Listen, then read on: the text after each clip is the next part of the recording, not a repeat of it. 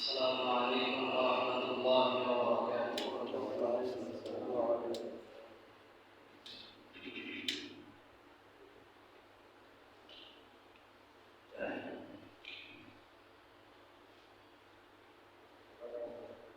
الحمد لله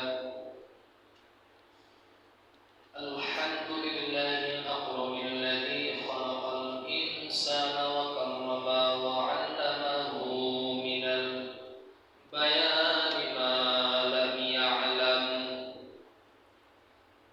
فسبحان الذي لا يحصى امتنانه باللسان ولا بالقلم ونشهد أن لا إله إلا الله وحده لا شريك له ونشهد أن سيدنا وسندنا وحبيبنا وحبيب طبيبنا وطبيب قلوبنا ومولانا محمدا عبده ورسوله الذي أرسله الله تعالى بالحق بشيرا ونذيرا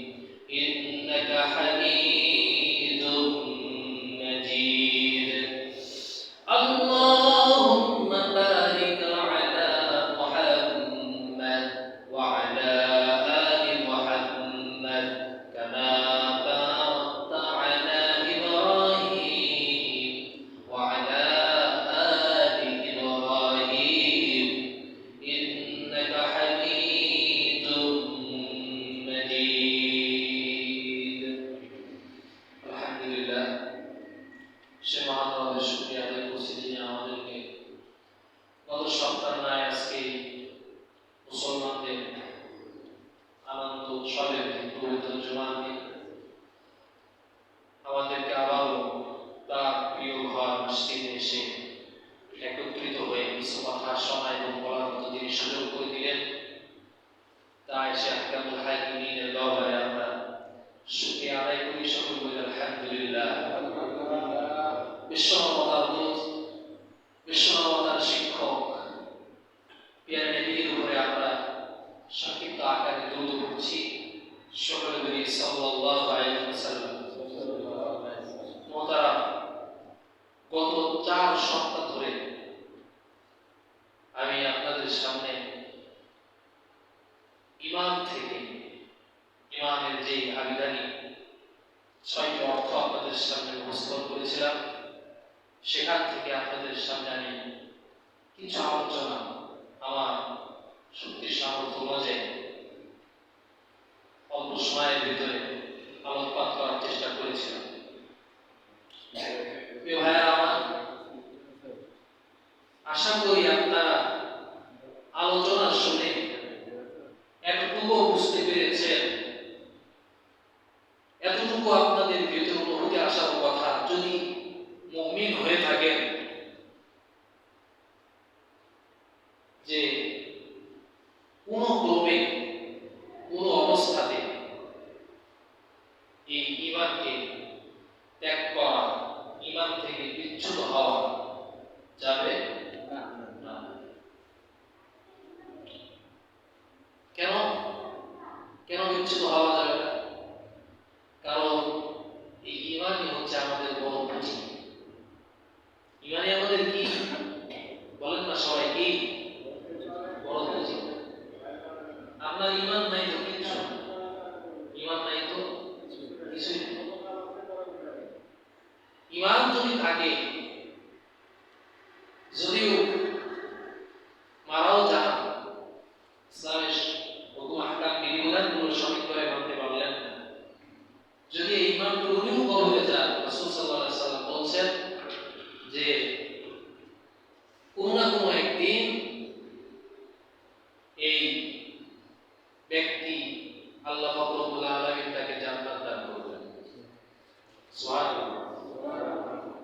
কত বড় অনুগ্রহ আমাদের উপরে, হিসাব কত বড়। তার জন্য ঈমান থেকে বিচ্যুত হওয়া সম্ভব নয়। একজন ঈমানদারের কত মূল্য, কত দাম। রাসূল সাল্লাল্লাহু আলাইহি ওয়াসাল্লাম বললেন, লা তাকুমুস সাআতু হাত্তা ইউকালু ফিল আরদি আল্লাহ আল্লাহ। রাসূল জানায় দিলেন, হে দুনিয়ার মানুষরা, ভালো করে শোনো, যতদিন পর্যন্ত এই জমিনের ভিতরে একজন শুধু আল্লাহ, সবাই বলেন না আল্লাহ আল্লাহ, এই আল্লাহ আল্লাহ বলতে মনে থাকবে, ততদিন পর্যন্ত এই মহাকাশ আর এই জমিন একত্রিত হবে না। সুবহানাল্লাহ। তাহলে যতদিন পর্যন্ত একজন মুমিন থাকবে, ইমানদার, যে আল্লাহকে আল্লাহ বলে স্বীকারোক্তি দেয়, স্বীকার, ততদিন পর্যন্ত এই মহা আকাশ এবং এই জমিন আল্লাহ তাআলা একত্রিত করবেন। চমৎকার একটা টপিক নিয়ে আপনাদের সামনে আজকে আলোচনা করব, যদি আল্লাহ তাআলা তৌফিক দান করেন। বাকিটা আল্লাহ তাআলার ইচ্ছা। আজ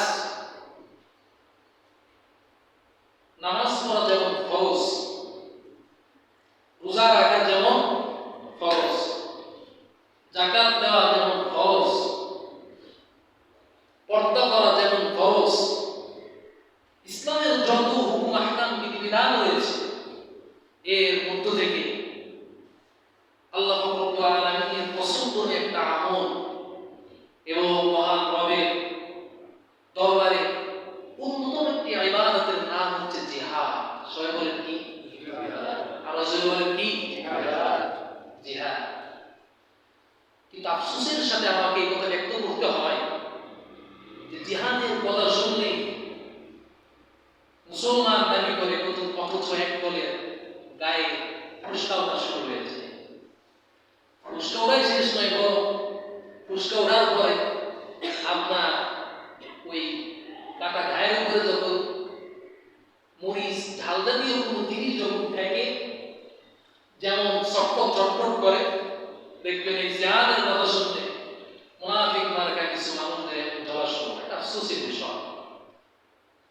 কিসের বিষয়? আফসোসের বিষয়। আফসোস লাগে। নামাজ পড়া যেমন ফরজ, রোজার আগে যেমন ফরজ, হজ করা যেমন ফরজ, আল্লাহ তাআলা জিহাদকে ফরজ করেছে। সুবহানাল্লাহ। কার কথা? আল্লাহ। একটা কথাও এখানে বসে বানায় বলি না, কোরআন আমার সামনে। এই জিহাদকে আল্লাহ তাআলা কি করেছেন? ফরজ করেছে। ইসলামের অন্যতম একটা ইবাদত হচ্ছে এবং আল্লাহ তাআলার একটা পছন্দনীয় ইবাদতের নাম হচ্ছে জিহাদ। রাসূল সাল্লাল্লাহু আলাইহি ওয়াসাল্লাম বলেন যে কেউ যদি আল্লাহ তাআলার সাথে সাক্ষাৎ করতে চায়, আল্লাহ তাআলার মুলাকাত, আল্লাহ তাআলার দিদার যদি কেউ লাভ করতে চায়, সে যেন জিহাদে ঝাঁপিয়ে পড়ে। সুবহানাল্লাহ। রাসূল বললেন, তোমরা যদি কোনো বাধা ছাড়া, কোনো বিপত্তি ছাড়া, কেউ তোমাকে বাধা দেবে না জান্নাত পাওয়ার জন্য, রবের সাথে মুলাকাত করার জন্য, আল্লাহ তাআলার দিদার পাওয়ার জন্য যদি এটা তোমরা চাও, তাহলে তোমরা জিহাদের ময়দানে ঝাঁপিয়ে পড়ো। কার কথা? রাসূলের কথা। রাসূল সাল্লাল্লাহু আলাইহি সাল্লাম বললেন, কেন যে ব্যক্তি আল্লাহ তাআলার দ্বীন কোরআন এবং হাদিসকে তার এই জমিনের ভিতরে বাস্তবায়ন করার জন্য যারা নিজের জীবনকে উৎসর্গ করে দ্বীনের পথে, রাসূল সাল্লাল্লাহু আলাইহি সাল্লাম তাদেরকে সুসংবাদ দিচ্ছেন, সাহাবীরা আমার, যদি তোমরা এই দ্বীনের জন্য নিজের জীবনকে দিয়ে দিতে পারো, যদি শহীদ হয়ে যাও, শাহাদাতের পেয়ালা যদি তোমরা পান করতে পারো, এই সাহাবীরা আমার, তোমরা ভালো করে শুনে নাও, সামনে একটা সাগর আছে, তোমরা এই পাশে দাঁড়াও, আর আমার রব রয়েছে ওই পাশে। এর সামনে যে সাগরটা রয়েছে এটা হচ্ছে মৃত্যু, এটা হচ্ছে শাহাদাত। এই শাহাদাত যদি তোমরা বরণ করতে পারো, সঙ্গে সঙ্গে রবের সাথে তোমাদের মুলাকাত হয়ে যাবে। সুবহানাল্লাহ। জিহাদের ফজিলত, আল্লাহু আকবার। রাসূল সাল্লাল্লাহু আলাইহি জিহাদ মা ইলা ইয়াউমিল কিয়ামা, জিহাদ চলছে, চলবে, ভবিষ্যতেও চলবে, ছিল, আছে, থাকবে। আর জিহাদ মা ইলা ইয়াউমিল কিয়ামা, কিয়ামত পর্যন্ত জিহাদ অব্যাহত থাকবে। কার কথা? রাসূলের কথা। পৃথিবীর কোনো শক্তি না এটাকে বন্ধ করবে। কোন না কোন জাতি, কোন না কোন দল এটা চালিয়ে যাবে। কার কথা? রাসূলের কথা। রাসূলের কথা। আর আল্লাহ তাআলা তো কোরআনে জিহাদে ফরজ করেছে। আর আল্লাহ তাআলার কথা কোনো নড়চড় হয় না। সুবহানাল্লাহ। আল্লাহ তাআলা বলছেন, লাহুমুল বুশরা ফিল হায়াতিদ দুনিয়া ওয়া ফিল আখিরাহ লা তাবদীলা লিকালিমাতিল্লাহ। আল্লাহু আকবার। আল্লাহ তাআলা বলছেন যে আমার কথার কিন্তু কোনো নড়চড় নাই। দুনিয়ার ভিতরে মজলিসের ভিতরে এক কথা বলে, আবার পিছনে যে আরেক কথা বলে, কথার নড়চড়। সামনে এক কথা, পিছনে আরেক কথা, তাহলে ঠিক না? কিন্তু আমি আল্লাহ তাআলা যেটা বলছি এইটাই। সুবহানাল্লাহ। আমার ভাইরা, জিহাদকে আল্লাহ পাক রব্বুল আলামিন ফরজ করলেন মদিনার ভিতরে, মক্কার ভিতরে যখন মার খাইতে খাইতে সাহাবায়ে কেরামদের পিঠ দেওয়ালের সাথে থেকে গেল, এমন তো অবস্থায় সাহাবারা আরজ করলেন, ইয়া রাসূলুল্লাহ, ইয়া হাবিবাল্লাহ, আপনি আল্লাহ তাআলার কাছে দোয়া করেন, আল্লাহ তাআলার কাছে চান, আল্লাহ তাআলা যেন এখান থেকে আমাদের হেফাজত করেন। দোয়া করেন, ইয়া রাসূলুল্লাহ, আমি ওই কষ্ট সহ্য করতে পারতেছি না, কি করা যায়? আর কত কষ্ট সহ্য করব? অত্যাচার, আবু জেহেলের অত্যাচার, উতবা সাইবারা এত অত্যাচার করে, রাস্তায় বাইরে হইতে দেয় না, কি করা যায় ইয়া রাসূলুল্লাহ, আপনি বলেন। আল্লাহ রাসূল সাল্লাল্লাহু আলাইহি ওয়াসাল্লাম তখন বললেন, এই সাহাবারা, তোমরা ধৈর্য ধরো, তোমরা কি করো? ধৈর্য ধরো। যখন ধৈর্য ধারণ করতে বললেন, সাহাবায়ে কেরাম চুপ হয়ে গেলেন। এমন তো অবস্থায় আল্লাহ পাক রব্বুল আলামিন আয়াতে কারীমা নাযিল করে দিলেন। সুবহানাল্লাহ।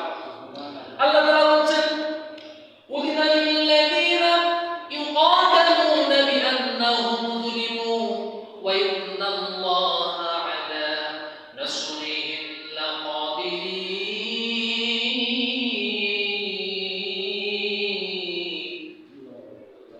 আল্লাহ তাআলা বলছেন, উযিনা, অনুমতি দেওয়া হলো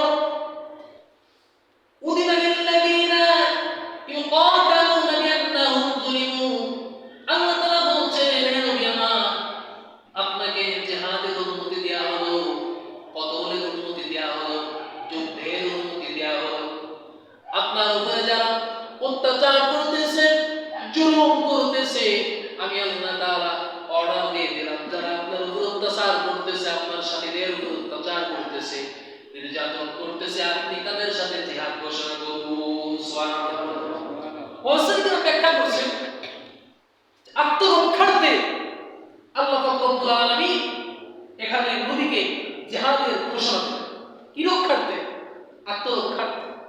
মুসলমান তারা কখনো আগে আক্রমণ করে না। যখন কাফের মুরতাদরা বেঈমানরা যখন আমাদের আক্রমণ করে, তখন আমরা আমাদের আত্মরক্ষার্থে তাদের উপর ঝাঁপিয়ে পড়ি। কথা ঠিক না? দেখো হযরত আলী রাদিয়াল্লাহু তাআলা আমাকে একবার ওয়াফাস কাফেরদের সর্দার সে একবার ডাকলো, আলী তুমি আসো, আমি তোমাদের সাথে লড়াই ঘোষণা করলাম, তুমি আসো আমার সাথে লড়াই করো। আলী রাদিয়াল্লাহু তাআলা বললেন যে দেখো, ইসলাম তো আমাকে আগে আক্রমণ করতে শিক্ষা দেয়নি। আগে আপনি আক্রমণ করুন, তারপর আমি আপনাকে আক্রমণ করব। এখন ওয়াফাস বলতেছে, আলী এই মক্কার ভিতরে এমন কোন বীর বাহাদুর নাই যে আমার সাথে মোকাবেলা করার জন্য আসবে, আর তুমি আমার সাথে মোকাবেলা করার জন্য আসছো? তুমি কি চাও তোমার স্ত্রী বিধবা হোক, তোমার ছেলে সন্তানরা এতিম হোক? তুমি কি এটাকে চাও? আলী রাদিয়াল্লাহু তাআলা তখন মিসকে হেসে বলতেছে, কে কার বিধবা করে, কার স্ত্রী বিধবা হয়, আর কার সন্তানরা এতিম হয়, আগে আপনি আমাকে আঘাত করে দেখেন না কি হয়। সুবহানাল্লাহ। ইমানি জজ ইমানি পাওয়া। আমার ভাইরা, ওয়াফাত যখন আলী রাদিয়াল্লাহু তাআলাকে তরবারি দিয়ে আঘাত করলেন, সঙ্গে সঙ্গে আলী রাদিয়াল্লাহু তাআলা ঢাল দিয়ে সেটাকে প্রতিরক্ষা করলেন। প্রতিরক্ষা করার পরে আলী রাদিয়াল্লাহু তাআলা তার তরবারি দিয়ে এমন জোরে একটা আঘাত করছে, সঙ্গে সঙ্গে ওয়াফাসের কল্লা জমিনের ভিতরে পড়ে গেছে। সুবহানাল্লাহ। তাহলে ইসলাম আমাদেরকে আগে আঘাত করতে শেখায়, কিন্তু আঘাত করলে তাকে প্রতিহত করতে শিখাইছে। কথা ঠিক কিনা? হ্যাঁ, দেখেন আল্লাহ তাআলা কেন এই জিহাদকে আমাদের উপর ফরজ করে দিলেন।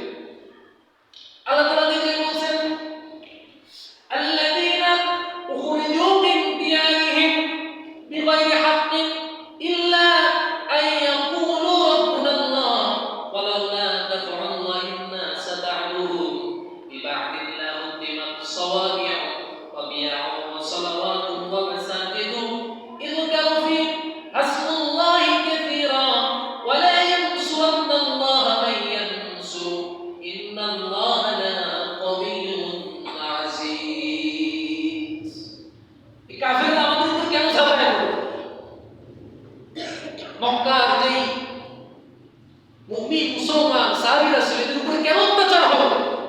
কেন বেলাল রাদিয়াল্লাহু তাআলা উত্তপ্ত বালির উপরে শুয়ে বুকের উপরে পাথর চিপা দিয়ে কেন তাকে রক্তাক্ত করা হলো? কেন চেয়ারের সাথে তাকে বেঁধে দিনের পর দিন বেত দিয়ে তাকে প্রহার করা হলো?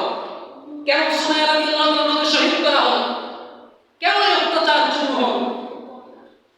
আমার ভাইরা, আল্লাহ তাআলা বলছেন, আল্লাযীনা উখরিজু, তাদেরকে বহিষ্কার করা হলো, মিন দিয়ারিহিম, তাদের ঘরবাড়ি থেকে, বিগাইরি হাক্কিন, অন্যায়ভাবে, ইল্লা ইয়াকুলু রাব্বুনাল্লাহ, এর কারণ হচ্ছে এই মক্কার মুসলমানরা সাহাবীরা তারা শুধু সালাত দিয়ে বলতো আল্লাহ আল্লাহ। সুবহানাল্লাহ। অপরাধ কি ছিল? আল্লাহ তাআলার কথা বলা। অপরাধ কি ছিল? সবাই বলেন, অপরাধটা কি ছিল? আল্লাহ তাআলার কথা বলা। রবকে রব স্বীকার করার কারণে তাদেরকে বাড়ি ছাড়া করলো। রাসূল সাল্লাল্লাহু আলাইহি সাল্লাম যখন হিজরত করে চলে যাচ্ছেন, তখন আল্লাহ পাক রব্বুল আলামিন বললেন, হে নবী, আপনার উপরে আজ থেকে জিহাদ হলো, তুই আমার। সুবহানাল্লাহ। আবু বকর রাদিয়াল্লাহু তাআলা তিনি সাথে তিনি বলতেছেন, হায় হায় আফসোস এই কপাল পুরাদের জন্য, তারা নবীকে মক্কা থেকে বহিষ্কার করছে, অতি শীঘ্রই এর উপরে আল্লাহ তাআলা গজব নাযিল। নাউজুবিল্লাহ। আমার ভাইয়েরা, আজকে এই জিহাদের অপেক্ষা করা হচ্ছে। জিহাদ মানে কি? জিহাদ মানে হচ্ছে, জিহাদের আবিদারি করতে হচ্ছে চেষ্টা প্রচেষ্টা করা, সংগ্রাম করা।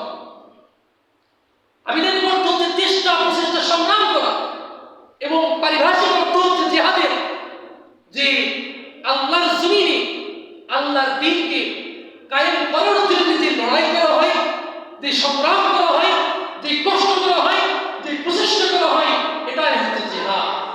এটাই কি? আর বলেন কি? জিহাদ। কিন্তু আফসোসের সাথে আমাদেরকে বলতে হয়, আজকে এই জিহাদকে এক প্রকার মুসলমান দাবি করেও তারা অনেকে আজকে আমরা আফসোসের সাথে বলতে হয়, তারা বলে বসে এই জিহাদ নাকি জঙ্গি। নাউজুবিল্লাহ বলেন। তাহলে রাসূল জঙ্গি? নাউজুবিল্লাহ বলেন। আজ যখন গাজার ভিতরে মুসলমানদেরকে নির্যাতন করা হয়, রক্তাক্ত করা হয়, হত্যা করা হয়, আপনার কাশ্মীরের ভিতরে যখন আমার মুসলমান ভাইদেরকে দিনের পর দিন হত্যা করা হচ্ছে, রক্তাক্ত করা হচ্ছে, দিনের পর দিন তাদেরকে ধর্ষণ করা হচ্ছে, চট্টগ্রামে আদালতের প্রান্তরে যখন আমার ভাই সাইফুলকে শহীদ করা হলো, আমরা যখন প্রতিবাদ করলাম তখন আমাদেরকে জঙ্গি বলল। আমি বলতে চাই, জঙ্গি আমরা নয়, যারা আমাদেরকে জঙ্গি বলে 14 গোষ্ঠী জঙ্গি। কথা ঠিক কিনা? আমার ভাইয়েরা আফসোস লাগে যখন তারা এই মুসলমানদের রক্ত নিয়ে সিনেমিনি খেলে, আর আমার মুজাহিদ ভাইরা যখন একটা কথা, একটা সংবাদ জঙ্গলে যখন এগুলোর প্রতিবাদ জানায়, তখন মুসলিম উম্মার উপরে জঙ্গির তুকমা তারা লাগিয়ে দেয়। অন্যায়ের প্রতিবাদ করা কি জঙ্গি? কথা বল না, হ্যাঁ? না, যারা অন্যায় ভাবে মুসলমানদেরকে হত্যা করতেছে তারাই তো সন্ত্রাস। কথা ঠিক না? আমার ভাইরা, তাহলে আল্লাহ পাক রব্বুল আলামিন এই জিহাদের কথা বলেন কোরআন কারীমের ভিতরে আল্লাহ পাক রব্বুল আলামিন জানায় দিচ্ছেন, ওয়ালা ইয়ানসুরান্নাল্লাহু মান ইয়ানসুরু ইন্নাল্লাহা লাকাবিয়্যুন আজিজ। আল্লাহু আকবার বলেন। আল্লাহ পাক রব্বুল আলামিন নিজেকে বললেন, হে নবী, যে আমার বান্দার সময় নাই, অনেক কষ্ট করেছেন, অনেক কষ্ট সহ্য করেছেন, আর মার খাওয়া যাবে না। আমি আল্লাহ পাক রব্বুল আলামিন আপনার উপরে জিহাদের অর্থাৎ এই বাতিলের সাথে যুদ্ধ করার জন্য অনুমতি দিয়ে দিলাম। সুবহানাল্লাহ বলেন। আর আল্লাহ তাআলা বলছেন, ওয়ালা ইয়ানসুরুল্লাহু মান ইয়ানসুরু, আমি আল্লাহ পাক রব্বুল আলামিন আমার দ্বীনকে যারা সাহায্য করবে, অর্থাৎ মুসলমান মুজাহিদদেরকে যারা সাহায্য করবে, আমি আল্লাহ পাক রব্বুল আলামিন তাদেরকে সাহায্য করব। সুবহানাল্লাহ বলেন। আল্লাহ পাক রব্বুল আলামিন আরো বলছেন, শুধু সাহায্যই করব না, বরং আমি তাদেরকে চূড়ান্ত বিজয় ছিনিয়ে নিয়ে দেব, যে বিজয়ের তারা চিন্তা কল্পনাও কখনো করেছিল না। সুবহানাল্লাহ। তাহলে এমন বিজয় আল্লাহ তাআলা এনে দিয়েছিলেন, যেই বিজয়ের চিন্তা কল্পনা আমরা কোনদিন করি না। অর্থাৎ আল্লাহ তাআলার কাছে যতটুকু চাবো তার বেশি আল্লাহ পাক রব্বুল আলামিন কি করবে? দিয়ে দেবে। কার ঘোষণা? আর যদি বলেন কার ঘোষণা? আল্লাহ তাআলার ঘোষণা। আমার আল্লাহ তাআলা আরো বলছেন, কুতিবা আলাইকুমুল কিতাবু ওয়া কুরহা লাকুম, কুতিবা ফরজ করে দিলাম আলাইকুম তোমাদের উপরে, আল কিতাব যুদ্ধকে, ওহুয়া কুরহা লাকুম, ওহুয়া কুরহা লাকুম, অথচ তোমাদের কাছে এটা অপছন্দনীয় মনে হবে, ওয়া আসা আন তাকরাহু শাইআন ওয়া হুয়া খায়রুল লাকুম, কিন্তু এমন কিছু বিষয় রয়েছে যেগুলো তোমরা অপছন্দ করো, অথচ সেগুলোই তোমাদের জন্য কল্যাণকর। কারণ কথা, আজকে মুসলমানদের ভিতরে অনেকেই জিহাদকে অপছন্দ করে। আল্লাহ তো এই কথাটাই বলতেছেন, তোমরা অনেকেই আসলে জিহাদকে অপছন্দ করো, কিন্তু আসলে এটা তোমাদের জন্য কোনো ক্ষতিকর বিষয় নয়, বরং তোমাদের জন্য জিহাদ হলো কল্যাণকর। সুবহানাল্লাহ বলেন। আল্লাহ পাক রব্বুল আলামিন আরো বলছেন, ওয়া আসা আন তুহিব্বু শাইআন ওয়া হুয়া শাররুল লাকুম, আর তোমরা যেটা পছন্দ করো, জিহাদকে তোমরা পছন্দ করো না, তোমরা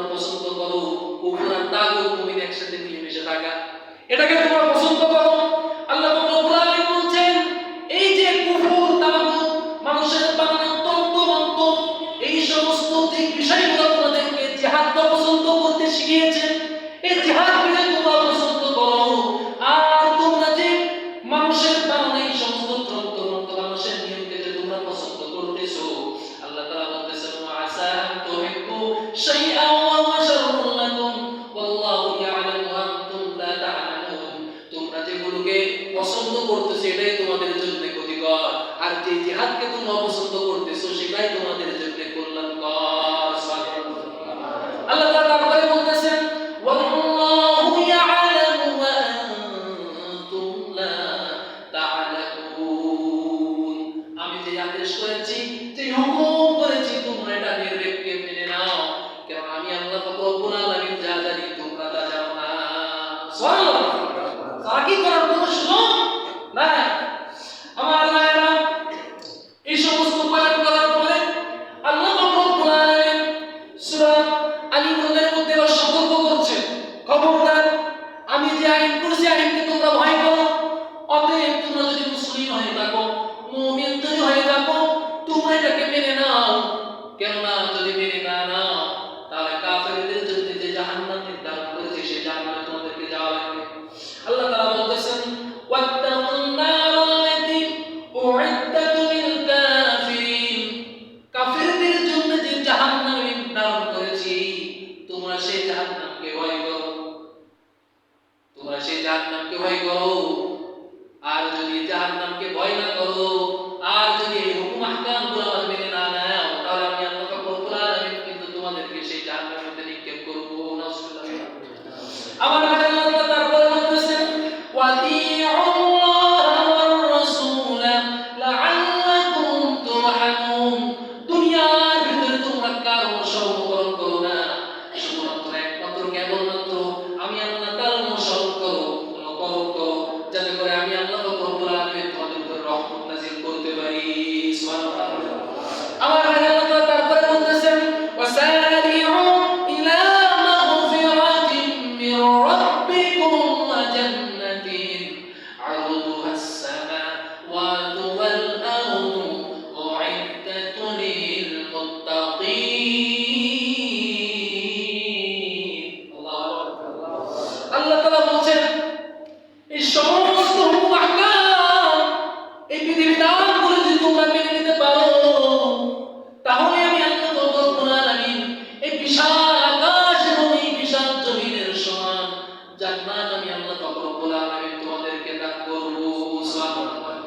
আল্লাহ তাআলা তারপরে বলতেছেন আল্লাযীনা ইউনফিকুনা ফিস সাররাই ওয়াদ দাররাই ওয়াল কাযিমিনাল গায়যা ওয়াল আফিনা আনিন নাস ওয়াল্লাহু ইউহিব্বুল মুহসিনিন। আল্লাহু আকবার বলেন। আল্লাহ রব্বুল আলামিন বলতেছেন আল্লাযীনা ইউনফিকুনা ফিস সাররাই ওয়াদ দাররাই ওয়াল কাযিমিনাল গায়যা ওয়াল আফিনা আনিন নাস। আল্লাহ তাআলা বলেন সুখের যুগে তুমি দান করো, সুখের সময়ে তুমি দান করো, আবার দুঃখের সময়ে তুমি দান করো, সর্ব অবস্থায় তুমি তোমার যতটুকু সামর্থ্য ততটুকু তুমি দান করো। মুফাসসির কেরাম এখানে ব্যাখ্যা করেছেন এখানে দান করার উদ্দেশ্য শুধু টাকা দেওয়া না, দান করার উদ্দেশ্য শুধু মসজিদের ফ্যান কিনে দেওয়া নয়, দান করার উদ্দেশ্য শুধু মসজিদের লাইট কিনে দেওয়া নয়, দান করার উদ্দেশ্য শুধু মসজিদের ভিতরে এসে এরকম প্লাস্টিকের টুপি কিনে দেওয়া নয়। মুফাসসির কেরাম বলতেছে এখানে দান করার উদ্দেশ্য হলো ইসলামের জন্য প্রয়োজন হলে তোমার জীবনটাকে দান করা লাগতে পারে। সুবহানাল্লাহ। আজিজ রাহমাতুল্লাহ তিনি বলেছেন ইসলাম নামক বৃক্ষ রয়েছে, এই বৃক্ষের গোড়ায় পানি নয় রক্ত ঢালতে হয়। কি ঢালতে হয়? আরো জোরে বলেন, কি ঢালতে হয়? পানি নয় রক্ত ঢালতে হয়। ইসলাম নামক বৃক্ষের গোড়ায় যত পরিমাণে রক্ত ঢালা হবে তত তাড়াতাড়ি ওই জমিনের ভিতরে আল্লাহ রব্বুল আলামিন ইসলাম কায়েম করে দিবে। এখানে সম্ভবত আমরা ওয়াজ শুনতেছি আপনাদের ভিতরে এক মাকে তার সন্তানকে তৈরি করে দিল জিহাদের জন্য, জিহাদের জন্য সন্তানকে পাঠিয়ে দিয়েছে। ইহুদিদের সাথে লড়াই করতে করতে সন্তান শহীদ হয়ে গেছে। সুবহানাল্লাহ। এদিকে 7 দিন পরে মা যে সেনাপতিকে বলতেছে কি ব্যাপার, প্রতিদিন সকালবেলা সন্তান কেন বাড়িতে চলে আসে? সেনাপতি বলতেছে আম্মা জান আজ থেকে 7 দিন আগে মরুভূমির প্রান্তরে আপনার সন্তান শহীদ হয়ে গেছে, আবার প্রতিদিন সকালে আপনার সাথে কিভাবে দেখা হয়? তখন সেনাপতি বলতেছে যে মা আপনার সাথে যে সন্তান দেখা করতে আসে আসলে ওটা আপনার সন্তান নয়, আল্লাহ তাআলা আপনাকে সান্ত্বনা দেওয়ার জন্য আল্লাহ তাআলার পক্ষ থেকে ফেরেশতা এসে আপনার সাথে দেখা করে যায়। সুবহানাল্লাহ। আমার ভাইয়েরা, এর জন্য আমাদেরকে বলবো সন্তানদেরকে ছোট থেকে সেভাবে তৈরি করা। সামনে এমন একটা সময় আসতেছে, এমন একটা ওয়াক্ত আমাদের সামনে চলে আসছে, ইনশাআল্লাহ ইনশাআল্লাহ সুম্মা ইনশাআল্লাহ, শুধু বাংলাদেশ নয়, গোটা পৃথিবীর জমিনে ইসলাম কায়েম হয়ে যাবে ইনশাআল্লাহ। কায়েম হয়ে যাবে ইনশাআল্লাহ। অতি শীঘ্রই রাসূল সাল্লাল্লাহু আলাইহি ওয়াসাল্লাম বলে গেছেন যে সামনে গজওয়াতুল হিন্দ হবে, আর এই যুদ্ধের সাথে, এই যুদ্ধের মধ্যে যারা এরকম ভাবে অংশগ্রহণ করবে তাদের এরকম ভাবে বদর ইসলামে যেন সব পেয়েছে শহীদ মর্যাদা, তাদেরকে সেই মর্যাদা দান করবে। সুবহানাল্লাহ। আর তাদের বিরোধিতা করবে, আল্লাহ রাব্বুল আলামিন তাদেরকে আবু জেহেলের সাথে জানাবে। নাউজুবিল্লাহ। আমার ভাইরা, তাহলে কত কারো শব্দ আলোচনা শুনলাম, যত যা কিছু হোক না কেন ইমান থেকে বিচ্যুত হওয়া যাবে না। আর ইমান আমার উপরে অন্যতম একটা পছন্দনীয় ইবাদত হচ্ছে জিহাদ। জোরে বলেন কি? এই জিহাদ।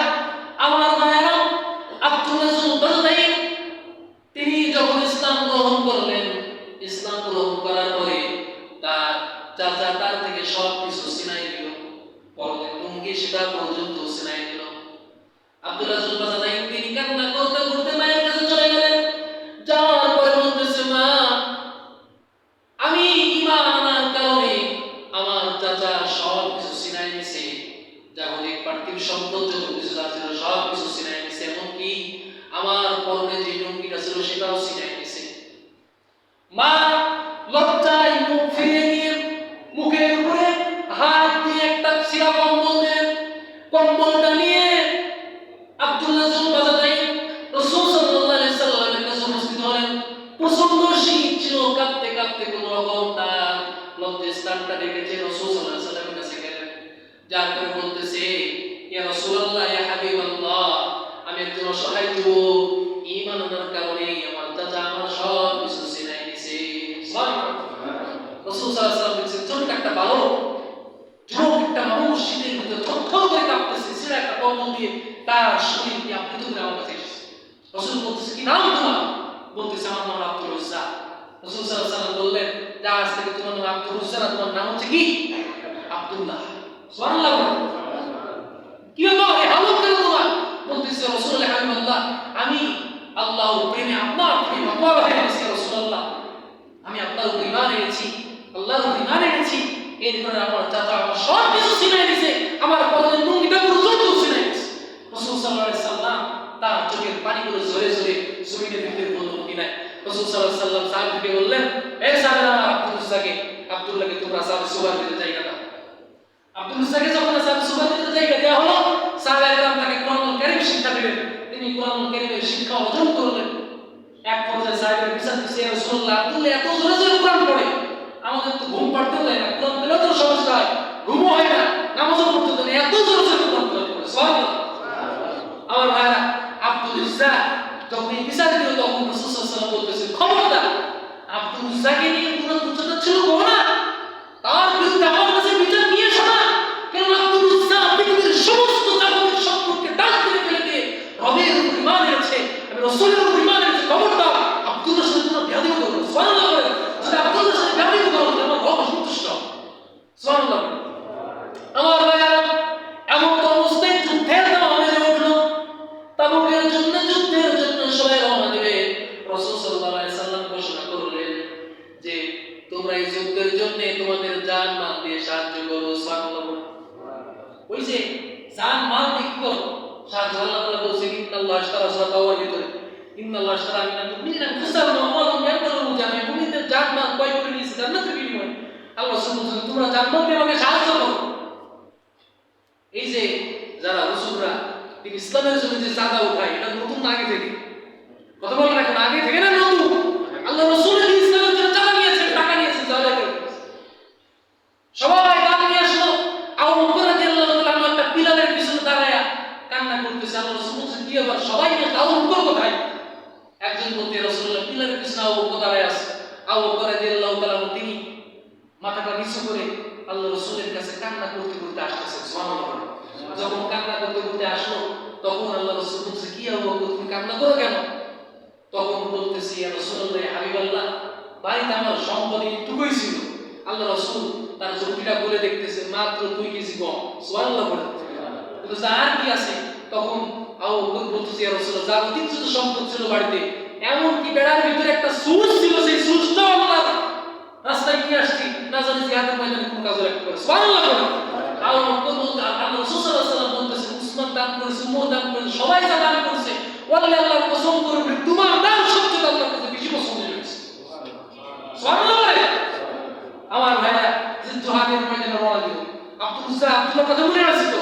এখন জিহাদের ময়দানে আল্লাহ রাসূল যাচ্ছেন, পথের মধ্যে আব্দুল্লাহ চলে আসছে, সে বলছে রাসূলুল্লাহ ইয়া হাবিবাল্লাহ, আমি তো ইসলামের উপরে ঈমান আনার কারণে, আল্লাহর উপরে ঈমান আনার কারণে আমার যা ছিল সব কিছুই তো ছিনিয়ে গেছে। তবে আল্লাহ তাআলা তো কোরআনে ঘোষণা দিয়েছেন যে জান মালের দুনিয়া আল্লাহ তাআলা আমাদের জান্নাতকে দিবেন। রাসূল আমার তো কিছুই নাই, শুধু জীবনটাই বাকি আছে। ইয়া রাসূলুল্লাহ আমি চাই আপনার সাথে তাবুকের যুদ্ধে যে আমার জীবনটা দেন।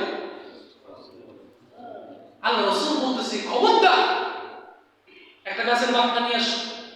আব্দুল্লাহ একটা গাছের বাকনা নিয়ে আসলেন, রাসূল বাকনাটা নিয়ে একটা দোয়া করলেন যে আল্লাহ কাফেরদের যুদ্ধে যেন এই আব্দুল্লাহ রক্ত হারাম হয়ে যায়। সুবহানাল্লাহ।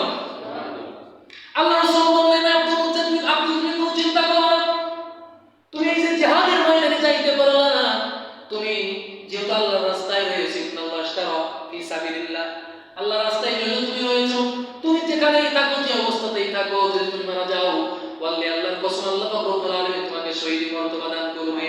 সুবহানাল্লাহ। আব্দুল মুসালাম কি করলো?